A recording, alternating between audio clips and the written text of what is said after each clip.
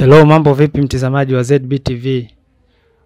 Kama bado hujasubscribe katika channel yetu, ni kukumbusha kusubscribe pia na kubonyeza alama ya kengele ili uwe mtu wa kwanza kupata taarifa pale ambapo tutapokuwa tunapost taarifa zetu mpya.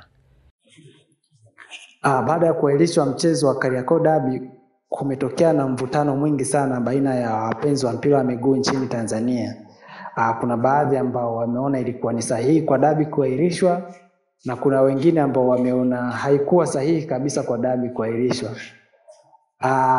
Na klabu pia nazo zimekuwa zikivutana katika hoja ambazo kila klabu ikijenga ikivutia kwa upande wake. Sasa ikumbukwe klabu ya Yanga katika kudai haki yake, wao waliamua kuandika barua kuandikia bodi ya mpira wa miguu, kwani wao ndio wasimamizi wa mchezo wa mpira wa miguu hapa ya Tanzania. So wao baada ya kuandika barua yao, wao walihitaji alama 3 na kurudishwa gharama zao zote. Lakini imeonekana bodi ya ligi wamewajibu Young Africans kwamba hawataweza kupatiwa hizo alama 3 na kuwa derby iko pale pale.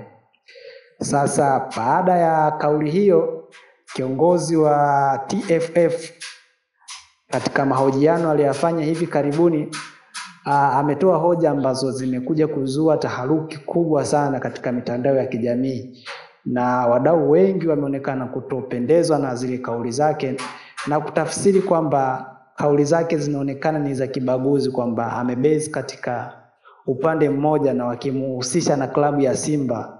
Sasa miongoni mwa wadau ambao wao moja kwa moja wamekuja kumkashifu moja kwa moja na kumpinga katika mitandao ni Haji Manara, ambaye baada ya mahojiano ya rais wa TFF naye ameamua kufanya press conference.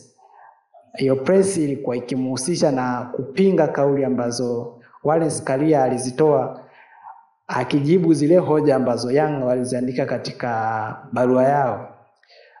Pia baada ya kufanya press conference Haji Manara, wadau pia nao kuna ambao wamependezwa na press yake na kuna ambao wamepinga vikali press yake. Kuna wengine wamemwona yuko sahihi na kuna wengine wamemwona kama hayuko sahihi katika press aliyoifanya. Sasa ili kuendelea kujua ni nini kinajiri kuendelea sakata hili baada ya kuahirishwa kwa derby ya Kariakoo, ni kusihi uendelee kufuatilia TV yetu ya ZB Online TV.